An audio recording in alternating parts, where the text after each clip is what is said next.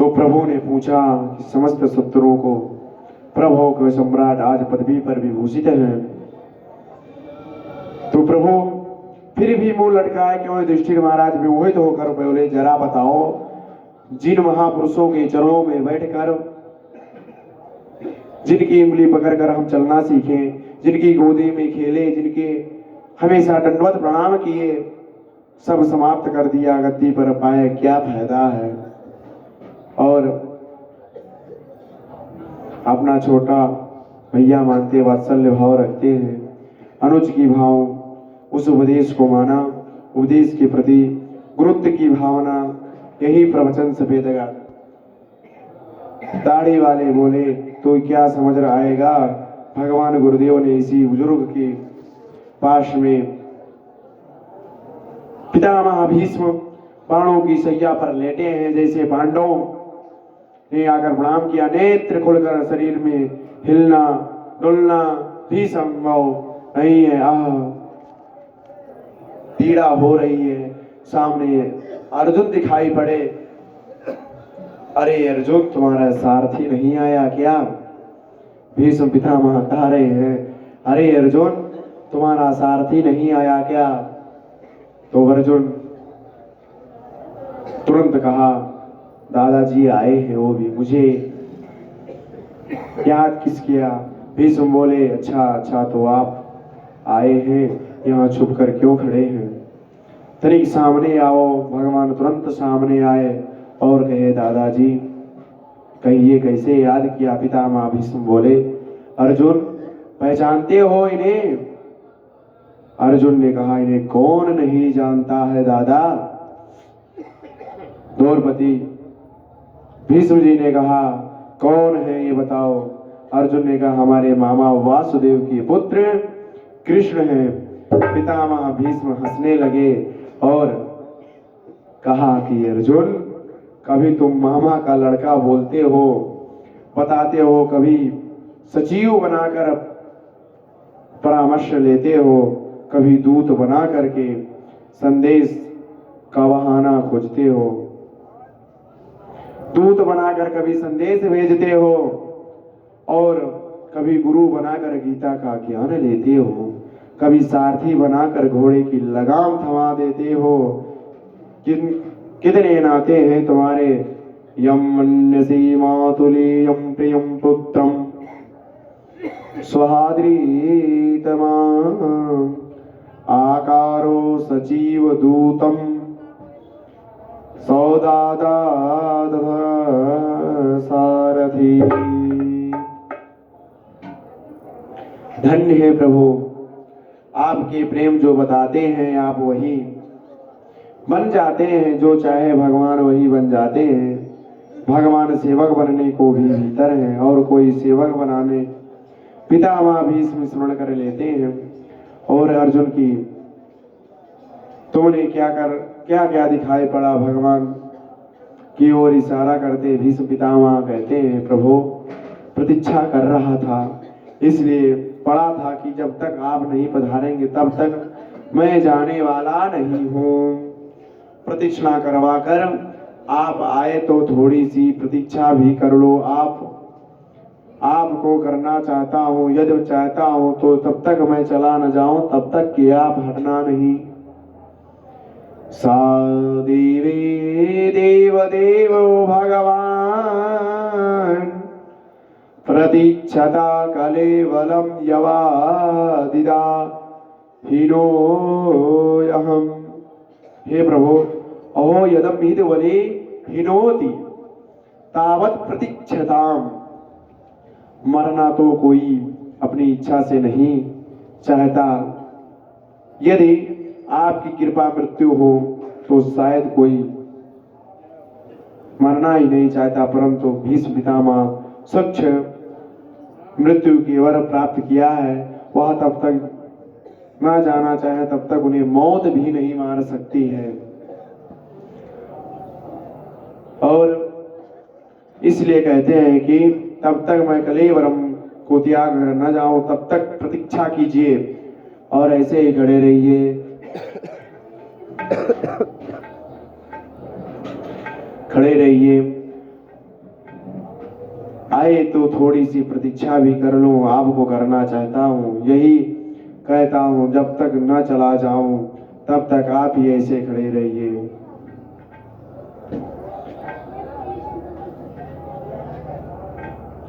सादीव दियो भगवान प्रतीक्षतां कलेवरम। तब तक खड़ा रहना, चेहरा मुस्कुराते हुए देखने के लिए थोड़ा ही खड़ा रहिए। तब तक मुस्कुराते रहो महाराज। आपके मुस्कुराने का अद्भुत चमत्कार है। भगवान की मुस्कान जिसने एक बार देख ली, मानव के जीवन में शोकागार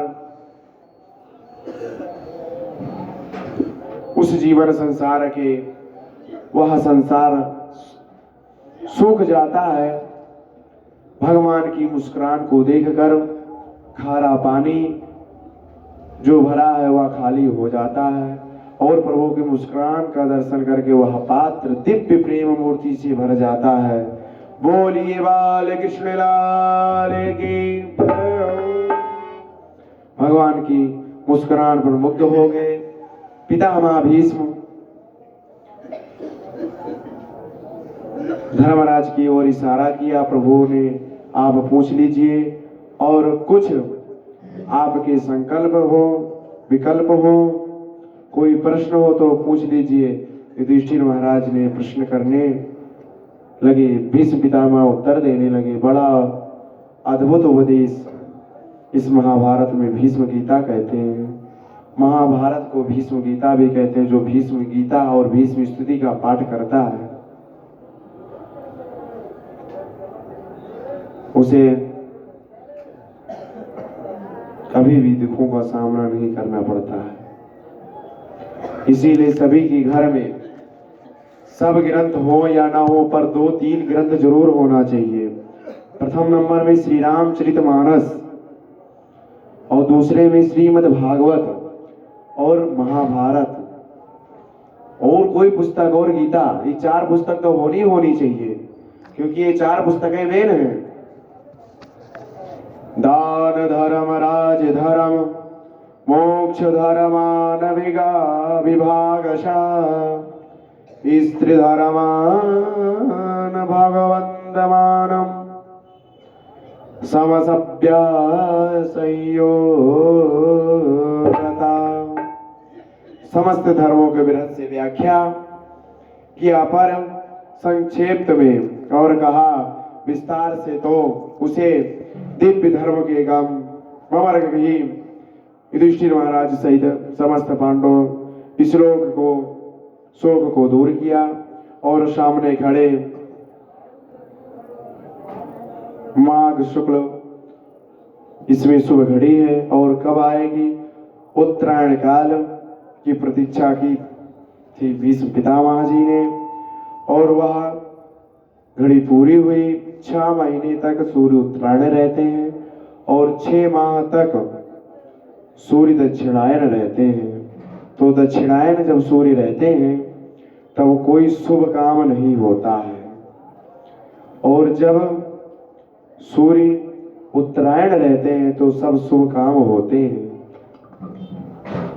जो भीष्म पितामह सूर्य उत्तरायण हो जाने वाले दरवाजे पर और इधर हमारे प्रभु भी सूर्य उत्तरायण है।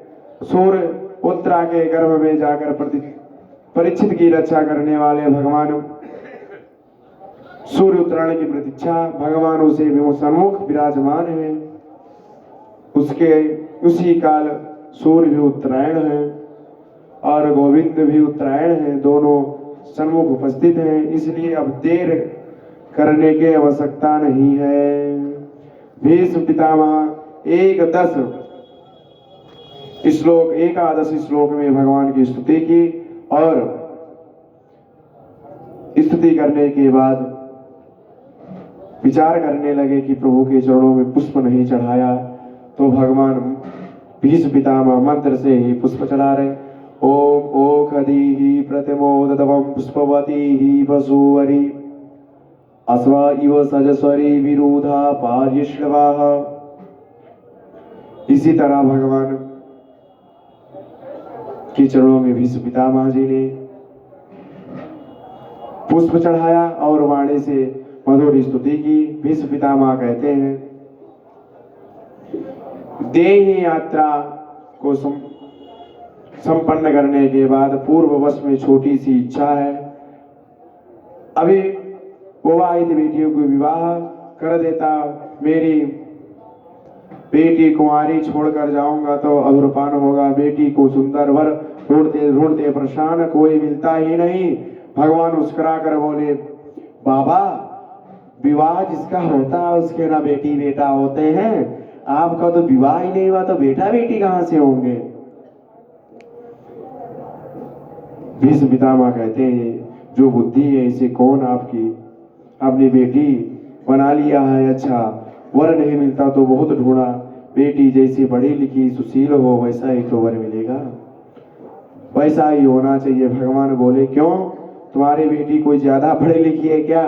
भीष्म बाबा बोले, महाराज ऐसी बेटी आपको दुनिया में नहीं मिलेगी, कहीं नहीं मिल सकती। मेरी मति तो सबसे बड़ी योग्यता है, इसमें कोई तृष्णा नहीं है। संसार की किसी की बुद्धि इसमें तृष्णा नहीं है।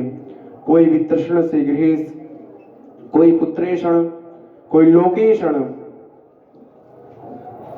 सबकी मति तृष्णा है और मेरी मति में कोई तृष्णा नहीं है।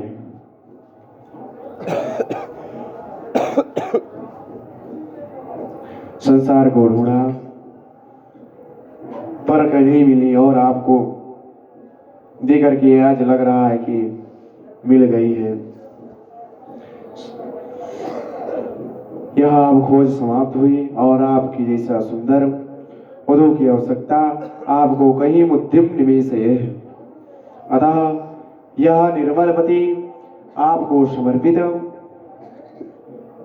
त्रिभुवन कामनी है। आपकी श्याम छटा पर पीतांबरधारी ऐसे दमन चमक जैसे तमाम वृक्ष की श्याम छटा रश्मियों पड़ने में जो जब तक के ये अर्जुन आपको आदेश देता है, सेनयोर भयोर मध्य,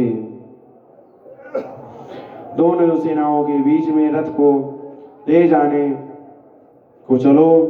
देखो वही तुम्हें मुझे आज कौन भगवान घोड़े हाँक रहे हैं और विशाल सेनाओं के बीच में भगवान बोले, अर्जुन घोड़े हाँक कर,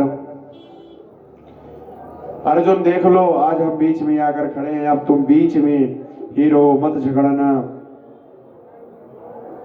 भीष्म पितामह एकदम रहस्य को घटित कर रहे हैं। अर्जुन ने अपने लड़ने को देख रहे हैं और आप भी ठुकुर ठुकुर कर देख रहे थे। क्या दृष्टि बात क्या आप देख रहे थे। मैं प्रभु को समस्त गौरवों की दृष्टि डालकर उसकी आयु का हरण किया। भगवान के नेत्रों में चमत्कार है, जिस दृष्टि में डाली आयु खींच लेती है और उसकी परंपरा पराक्रमा छीन लेते हैं। कालिया दाभिषेक जल गायों को बीच में पी रहा था। छाया कपट अचिंत भगवान की दृष्टि डाली, सबको खड़ा कर दिया। अगासुर के मुख में सारे ब्रजवासी मूर्छित हो गए। मरणा संपन्न हुआ, दृष्टि डाली और पुनर्जीवित कर दिया। कंस के वध के बाद यदुवंशी लौटकर अपने घर को आए। बेचारे निर्बल कमजोर कृष्ण कार्य भगवान की दृष्टि डाली। पिबंतो क्षेम मुकुंदस्या मुखम मुझ सुधा मुहो, गोविंद के मुख कमल की दिव्य आभा प्रभा को देखकर दिव्य वसुधा का पान करके सब पहलवान हो गए। बताइए किस बात के पराक्रम। दिव्य रूप वसुधा का पान करके सब छीन रहे हैं। आंखें की सारे चमत्कार, परंतु अर्जुन विमोहित स्वजन्मोधा विमुक्तस्य दोष बुद्धाय। अब तक अर्जुन सैकड़ों युद्ध किए हैं, बड़े बड़े युद्धों कर विजय प्राप्त की है। तुरंत आत्मविद्या ज्ञान को देकर गीतों का उपदेश प्यारे कुमुदी हरण किया और बुद्धि को अज्ञान को बदल बादल छा गए वह हट के दिव्या ज्ञान को प्राप्त किया। ऐसे दिव्य विजय शाखा को श्री गोविंद आपके पद्म पद्मों को खूब रति को प्राप्त हो। बोलिए बाल कृष्ण लाल की जय। बोलिए मिश्रा जी। ऐसा करके समझाया भीष्म पितामह। आकाश में अचानक धुंधुभिया बजने लगी। भीष्म पितामह के ऊपर सुमन वृष्टि की वर्षा होने लगी और जगत में पितामह भीष्म के सौभाग्य का सहारना वह हर प्राणी को चाहते हैं कि मेरा अंतकाल होवे, प्यारे नाम मुख में होवे और उनकी छटा में सामने होवे और सब कुछ पितामह भीष्म को प्राप्त हो। माधव मंद मंद मुस्कुराते पीतांबर लहलाते आंखों के सामने उनकी बाकी झांकी का हृदय गमन। भीष्म पितामह भीष्म त्याग कर देह को त्याग कर भगवान के परम पद को जा रहे हैं। क्या भरोसा है इस जिंदगी का, क्या भरोसा है इस जिंदगी का, साथ देती नहीं है किसी का। क्या भरोसा है इस जिंदगी का, साथ देती नहीं है किसी का। क्या भरोसा है इस जिंदगी का, साथ देती नहीं है किसी का, साथ देती नहीं है किसी का। श्वास रुक जाएगी चलते चलते, श्वास रुक जाएगी चलते चलते, समा बुझ जाएगी चलते चलते, समा बुझ जाएगी चलते चलते। दम निकल जाएगा आदमी का, दम निकल जाएगा आदमी का। क्या भरोसा है इस जिंदगी का, इस जिंदगी का, भरोसा है इस जिंदगी का।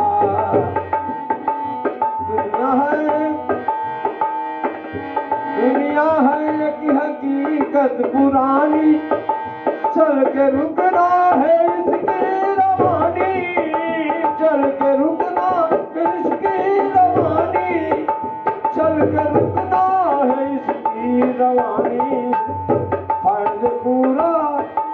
फर्ज पूरा करे बंदगी का, फर्ज पूरा करे बंदगी का। क्या भरोसा है इस जिंदगी का, क्या भरोसा है भरोसा है इस जिंदगी का, साथ देती नहीं है किसी का। हम रहे ना मोहब्बत रहेगी, दास्तां अपनी दुनिया कहेगी। हम रहे ना मोहब्बत रहेगी, दास्तां अपनी दुनिया कहेगी। नाम रह जाएगा आदमी का, नाम रह जाएगा आदमी का। क्या भरोसा है इस जिंदगी का, नाम रह जाएगा आदमी। क्या भरोसा है इस जिंदगी का, क्या भरोसा है इस जिंदगी का, साथ देती नहीं है किसी का। क्या भरोसा है, क्या भरोसा है इस जिंदगी का, साथ देती नहीं है किसी का। अपनी मुरारी नाम रह जाएगा आदमी का, नाम रह जाएगा आदमी का, साथ देती नहीं है किसी का।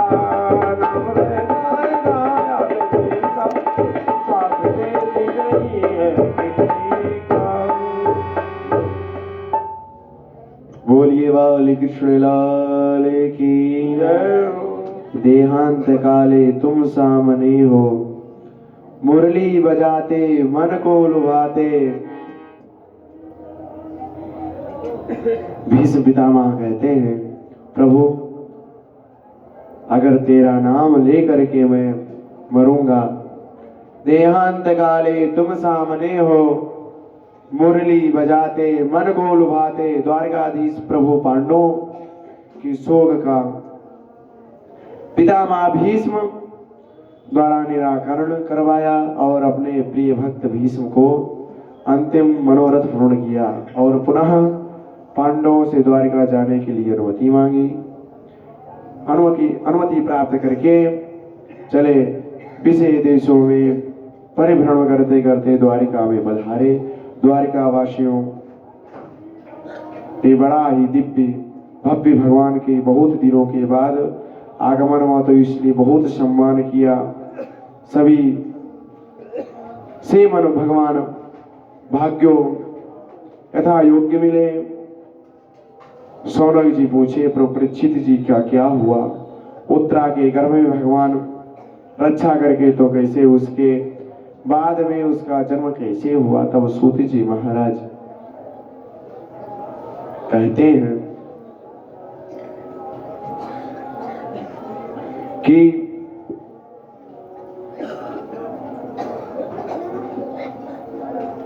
विष्णुरतः शिशु विष्णुनारतः दत्ता। भगवान श्री कृष्ण की कृपा से मां के गर्भ में उसकी रक्षा हुई, इसलिए इसका नाम विष्णुरथ। पर ये बालक जिसकी गोद में जाता हुआ इसे के सामने आता हुआ ठुकुर ठुकुर देखता क्यों? वही बालक परीक्षित जी महाराज जिसके भी गोद में जाते थे और जिसके भी गोद में जाए वह चतुर्भुज वाले को देखे, क्योंकि उन्होंने गर्भ में चतुर्भुज वाले को देखा है तो बाहर में भी चतुर्भुज वाले को खोज रहे हैं। किसी की गोद में अगर जाए वहां पर भी चतुर्भुज वाले को खोजें, और इसलिए इन्हें प्यार से इनका नाम परीक्षित पड़ा। परीक्षित का अर्थ क्या है? परिरतः इच्छते इति परीक्षतः। परीक्षित का अर्थ है परिरतः इच्छते इत परीक्षतः ना, इसलिए प्यार से इसका दूसरा नाम है परीक्षित। ना जाने चारों तरफ किसे ढूंढता रहता है तो परीक्षित नाम से ही बालक विख्यात हुआ। बोलिए परीक्षित जी महाराज की। आज एक दिन विदुर जी तीर्थ यात्रा करते हुए आए। पांडव ने उनका बड़ा भारी सम्मान किया। रात्रि के एकांत पाकर धृतराष्ट्र से मिले विदुर जी गए और पूछा, महाराज कैसे हैं आप? पांडव लोग ठीक है ठाक आपकी सेवा कर रहे हैं। धृतराष्ट्र ने पांडवों की प्रशंसा का पुल बांध दिया। अरे भैया, विदुर जी इतनी सेवा कर रहे हैं, अपने दुर्योधन आदि पुत्रों की अपेक्षा नहीं रखता है, पर मेरे पांडवों में बड़ी सेवा कर रहे हैं। भोजन बने तो सबसे पहले भीमसेन मुझे भोजन करवाने आते हैं, तब भोजन पाते हैं। ये लोग प्रातः काल जगते ही सब मुझे दंडवत प्रणाम करते हैं, मेरा बड़ा सम्मान करते हैं।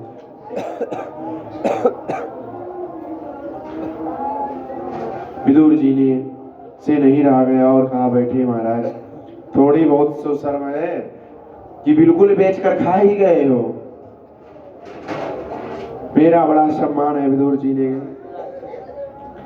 इनकी महिमा गाते हुए, आपकी लज्जा नहीं आपको लज्जा नहीं आ रही है? जिन पांडवों ने के लिए कितने कुचक्र रचे, कितने षड्यंत्र रचे, और आज उन्हीं पांडवों के टुकड़ों पर कुत्ते की तरह बड़े बड़े पूंछ हिलाकर खा रहे हो।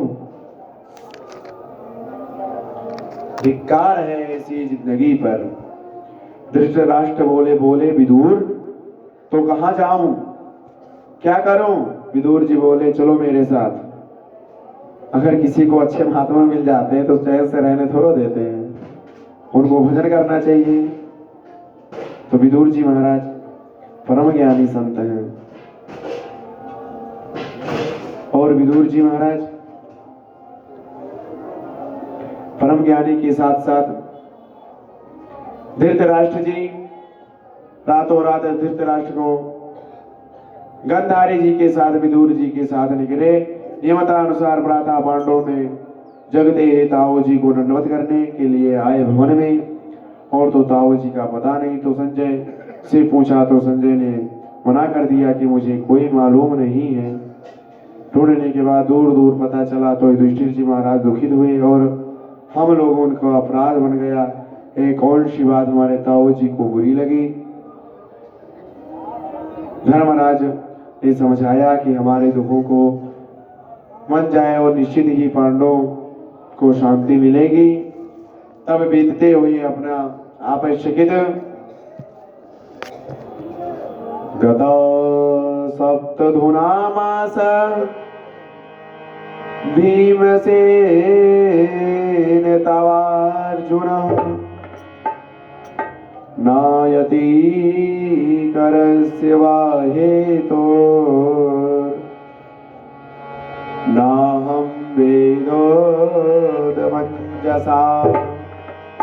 7 महीने तक अर्जुन अभी लौट कर नहीं क्यों आया, नहीं आना था तो संदेश क्यों नहीं भेजा। चर्चा हो ही रहती तब तक कि अर्जुन सामने आ गए। अर्जुन को देखते ही पांडव दौड़ पड़े। अरे अर्जुन कैसे हो, आप तो बहुत महान आश्चर्य होने लगा कि क्योंकि अर्जुन के मुख एकदम लटका हुआ है, कांतिहीन हो चुके हैं। अर्जुन अश्रुपात होने लगा, लगता है बहुत बड़ी अनिष्ट हो गई। जल्दी बताओ क्या हुआ, तुम्हारी कांति नष्ट क्यों हुई। अर्जुन ने कहा, युधिष्ठिर ने कहा, अर्जुन कहीं तुमसे कोई पाप तो नहीं हुआ। गौवध को तो तुमने नहीं किया, प्रियवध को तो नहीं किया, वृद्ध और बालक की उपस्थिति में दिखाने के लिए चुपचाप उनके सामने भोजन तो नहीं किया, अगम्य स्त्री के साथ गमन तो नहीं किया। अर्जुन ने कहा, शरणागत की रक्षा करने का समर्थ तो नहीं हुआ, तुम्हारी प्रतिज्ञा भंग तो नहीं हुई। क्या बात है, तुम्हारे मुख में कांतिहीन क्यों हो ही संबंध प्रथम आदि वंशी आनंद पूर्वक है ना। एक एक सबकी कुशलता से जब प्रश्न प्रारंभ किया तो अर्जुन युधिष्ठिर के चरणों में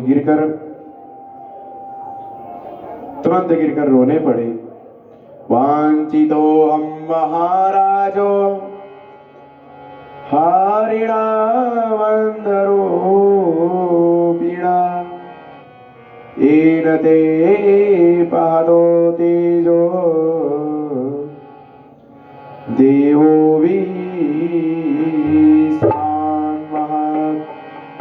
भैया अब आप हमारे प्यारे में प्रभु को वंचित हैं।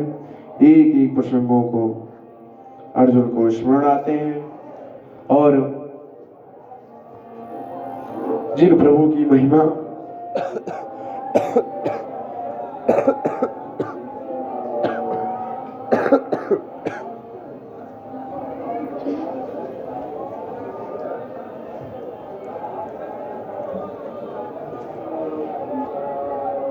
मैंने खंडन वन में जाकर दहन किया, युद्ध में भोलेनाथ को संतुष्ट किया, जिन्होंने दुर्वासा मुनि के उग्र श्राप से अच्छे पात्र को एक दल पाकर विश्वात्मा को तृप्त कर दिया।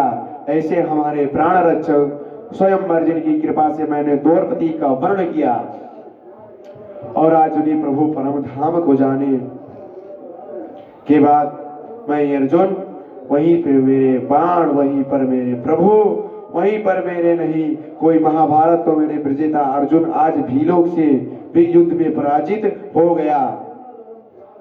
आज मुझे समझ में आ गया कि मेरा बल और पराक्रम सब कुछ वह है, पर प्रभु मेरा नहीं तो मेरा कोई नहीं है, कोई नहीं है। आज भगवान अर्जुन के साथ में नहीं है, तो अर्जुन भीलों से युद्ध में हार गए। यदुवंश को संहार पूरा प्रसंग अर्जुन की विस्तार पूर्वक सुनाया। कुंती मैया को जब ये सुना कि गोविंद लीला सम्मान कर अपने परम धाम को गए, तुरंत गोविंद के चरणों में चिंतन करते हुए ध्यान अवस्था में एक क्षण में कुंती मैया अपने शरीर को त्याग दी।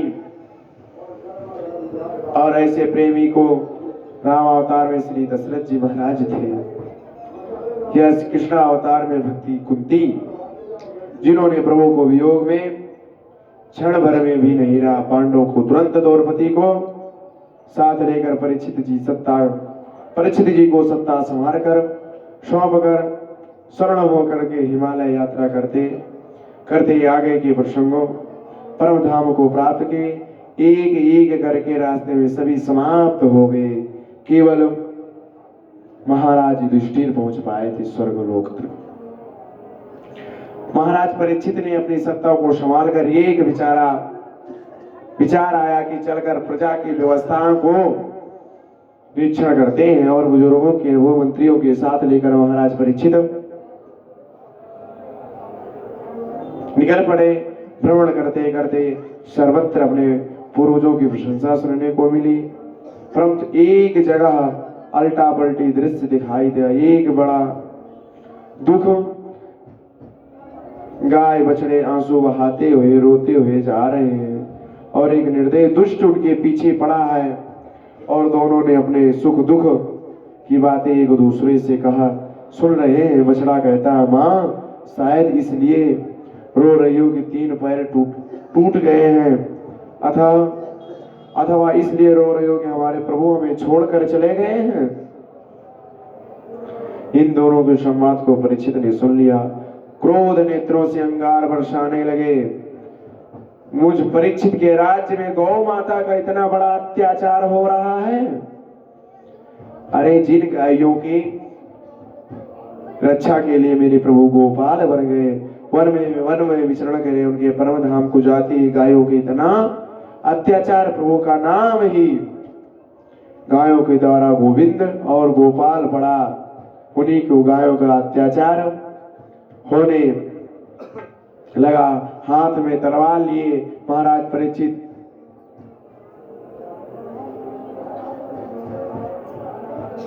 छोड़ पड़े। हे गौ माता, आपको रोने की आवश्यकता नहीं है, मुझे परम धाम गया हो गया, अभी परीक्षित जीवित है। मारो दिशम ब्रह्मा भद्रते खलानाम मयि सस्तरी। कुद्ध हुए महाराज परीक्षित जैसे आगे बढ़े दुष्ट को दंड देने के लिए। दीनवदम शरणम गतः, मुकुट उतार कर चरणों में गिर गया। त्राहि माम करते महाराज रक्षा करो, शरणागत की रक्षा करो। छात्र धर्म में जानकर महाराज परीक्षित खड़ग ज्ञान में कर लिया और कहा, गो माता आप कौन हैं? मैं जान गया आप साधारण गाय बछड़े हो ही नहीं सकते। आपका संवाद सुनकर ही मैं समझ गया। हे वृषभ, आप कौन हैं? क्योंकि आपके 3 पैर टूट गए, ये दुर्दशा किसने की? मुझे बताओ निसंकोच, निर्भय होकर बताओ। बछड़ा बोला, महाराज मैं अपने दुख को हेतु क्या मानूं? कुछ लोग कहते हैं कि भाई जैसा कर्म करोगे वैसा फल मिलेगा, कर्म ही सुख दुख का कारण है। कुछ लोग कहते हैं ईश्वर की इच्छा के बिना पत्ता भी नहीं हिल सकता है, भगवत इच्छा के बिना कुछ नहीं हो सकता है। तो सभी ग्रहों को गति की अनुकूलतियां आ जाए तो भगवान क्या कहते हैं? यत् फलम, पद्म पुराण में भगवान कहते हैं, यत् फलम नासि तपसा न योगेन समाधिना तत्फलम लभते सम्यक् कलौकीर्तनम।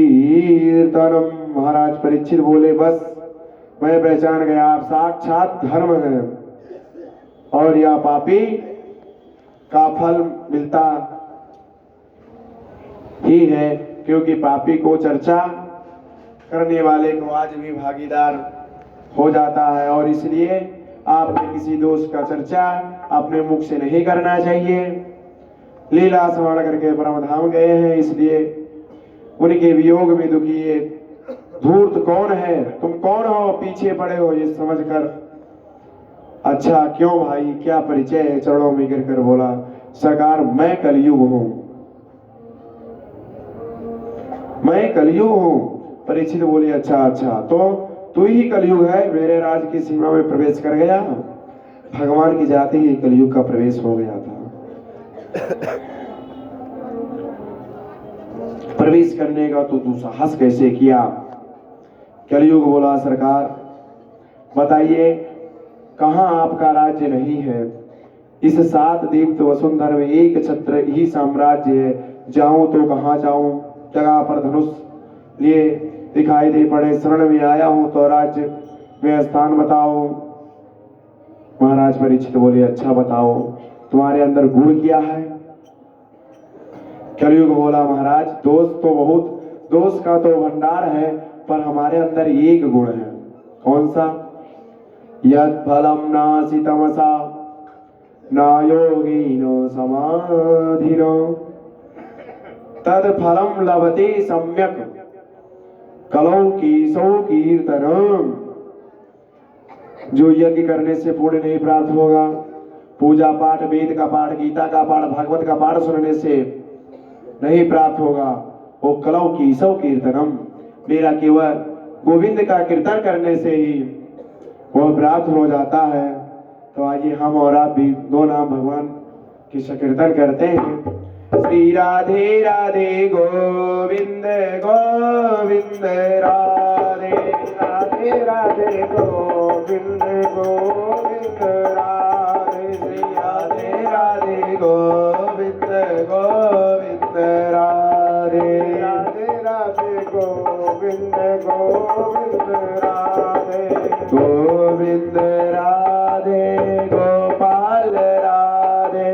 गोविंद राधे बोलो गोपाल राधे। गोविंद राधे बोलो गोपाल राधे। गोविंद राधे गोपाल राधे। गोविंद राधे गोपाल राधे। श्री राधे राधे गोविंद गोविंद राधे। राधे राधे गोविंद गोविंद राधे। श्री राधे राधे गोविंद गोविंद राधे। राधे राधे गोविंद गोविंद राधे। गोविंद राधे गोपाल राधे। गोविंद राधे गोपाल राधे। श्री राधे राधे गोविंद गोविंद राधे। राधे राधे गोविंद गोविंद राधे। बोलिए बाल कृष्ण राधे। तो कलयुग ने कहा, ऐसे सरल साधन कोई संभव नहीं है जो यज्ञ करने से नहीं प्राप्त होगा, जो अनुष्ठान करने से नहीं प्राप्त होगा, वो केवल कलयुग में कीर्तन करने से प्राप्त होता है। कलयुग में कीर्तन करना बहुत जरूरी बात है। कलयुग में कीर्तन करना बहुत जरूरी है। अगर कीर्तन नहीं करेंगे तो मुक्ति प्राप्त नहीं होगी, इसीलिए कीर्तन करना बहुत जरूरी। कलो केशव कीर्तनम, भगवान कहते हैं कलो केशव कीर्तनम। तो हरि राम संकीर्तन मात्र से जीवन भव सागर से पार होता है, सहज पूर्वक पार हो सकता है। इस गुण पर महाराज परीक्षित प्रसन्न हो गए और बोले, भाई गुण तो तुम्हारे अंदर, तुम्हारा कितना अच्छा तपस्या करने से नहीं पड़ता, यज्ञ करने से नहीं मिलता, बहुत सारे बड़े साधना करने से नहीं मिलता है। पर अन्य युगों में तो कितनी भी तपस्या कर लो, यज्ञ कर लो, बड़े सारे साधना कर लो, कलयुग में बैठे बैठे जीभ हिलाओ और नाम का आश्रय लो। रीझ गए महाराज परीक्षित, भाई अब तो तुम्हें रहने का स्थान देंगे, जाओ 4 कमरे दिए, 1-2 कमरे नहीं 4 कमरे दिए परीक्षित महाराज। और 4 कमरे में उसकी संतुष्टि नहीं मिलेगी। द्रुतं पानं स्त्रिया सोनं यत्र धर्मश्चतुर्विधि। जहां जुआ खेले वहां, जहां मदिरा पान हो, जहां लंपट पुरुष बैठे हो और जहां जीव जंतु की हिंसा होए होनी हो। कलयुग गिड़गिड़ाता हुआ बोला महाराज परिवार बहुत बड़ा है और 4 कमरे में काम नहीं चलने वाला है, गुजारा नहीं होगा। फिर आपने जैसा शकल देखी वैसे ही कमरे 2 दे दिए और कम से कम 1 गुण मेरा है तो बहुत प्रसन्न आया। तो एक बढ़िया सा कमरा नहीं मिलेगा, बढ़िया सा कमरा मिल गया जाए तो अच्छा ही। बोला कौन सा स्थान? कलयुग बोला महाराज स्वर्ण में निवास, और मिल जाता तो काम चल जाता। स्वर्ण में निवास मांगा परीक्षित महाराज ने, चूंकि प्रसन्न थे, गुण पर रिझे हुए थे, तुरंत कहा दिया अच्छा जाओ तुम्हें स्वर्ण में भी निवास दिया। और अब शंका होती है कि प्रथम स्कंद में तो सूत जी कह रहे कि परीक्षित जी कलयुग को स्वर्ण में निवास दिए हैं, और कलयुग में दूसरी ओर भगवान की एकदम एकादश स्कंद में वियुक्त होकर के कहते हैं उद्धव को से भगवान का धातुनामस्ति कंचनम। हे उद्धव, धातु के स्वर्ण में भी स्वरूप है, उसमें मेरा निवास है, भगवान का भी निवास है स्वर्ण में। और निवास है तो अब किसका निवास माने, इसका सावधान। ईमानदारी से प्राप्त किए हुए स्वर्ण में भगवान का निवास रहता है, और बेईमानी से छीना झपटी से प्राप्त किए हुए स्वर्ण में कलयुग का वास रहता है। इसीलिए ईमानदारी से सोना रखना चाहिए, चोरी चकारी वाला सोना नहीं रखना चाहिए घर में, उसमें कलयुग का वास रहता है। जड़ चेतन गुण दोष में विश्व की में करता। भोजन करते ही अन्न में दोष, वस्त्र पहनते हैं तो वस्त्र में दोष, हर वस्तुओं में सदोष कर, परंतु वस्तु में भगवान को निवेदित कर दिया जाए वह निर्दोष हो जाता है। इसीलिए कोई नया वस्त्र या कोई शुभ काम करें तो हमें पहले भगवान को अर्पित कर देना चाहिए, तब उसे धारण करना चाहिए, तो वही निवेदित, और वह प्रसाद बन जाता है। फिर अन्न नहीं रह गया, भगवत प्रसादी हो जाता है, उसका सारा दोष गुण दूर हो जाता है। इसलिए वस्तु भोग कर वस्त्र पहनना चाहिए, ठाकुर जी को पहना कर ऐसे अलंकार पहनाना होगा। स्वर्ण में दोष पार पहले ठाकुर जी को पहना दो, और फिर ठाकुर जी को पहनाकर अलंकार प्रसाद समझ कर ग्रहण करना चाहिए। ऐसा करने से उत्तम फिर साक्षात प्रभु के वास हो जाता है। अतः प्रभु का बनकर ही वस्तुओं को ग्रहण करना चाहिए। तो मैं ही निवेदित भोजन करही, तो मैं ही निवेदित भोजन करही, तो मैं ही निवेदित भोजन करही। प्रभु प्रसाद पट भूषण धरही, प्रभु प्रसाद पट भूषण धरही। तुम ही निवेदित भोजन करही, प्रभु प्रसाद पट भूषण धरहूं। एक दिन महाराज परीक्षित स्वर्ण मंडित मुकुट धारण करके शिकार खेलने के लिए निकल पड़े। दिग्ध भ्रमित हो गए, भूख प्यास से पीड़ित होकर महाराज परीक्षित महर्षि समीक की कुटिया में पहुंच गए और बाहर खड़े होकर के खूब आवाज दी, पर कोई सुना नहीं। कुटिया के भीतर महाराज परीक्षित जाकर देखा तो सभी मुनि समाधि अस्तस में बैठे थे, समाधि में। और मृषा समाधि नाम रहो निवसति, इसकी छोटी समाधि लगी हुई है, इसको मेरी आवाज सुनाई नहीं दे रही है, सुन नहीं पा रहा है, आंख बंद करके इसलिए बैठा है ताकि राजा के चक्कर में कौन पड़े और अपने आप को चिल्ला कर चला जाएगा। अरे राजा, ईश्वर का अंश होता है, दिखता है, असली है नकली है, एक मरा हुआ सर्प दिखाई पड़ा। धनुष कोटि से महात्मा धनुष कोट से उठाकर महात्मा के गले में लपेट दिया, पर महात्मा भी असली और उनकी समाधि भी असली, उन पर कोई भी अंतर नहीं पड़ा। इसलिए असली और नकली में अंतर देख लेना चाहिए।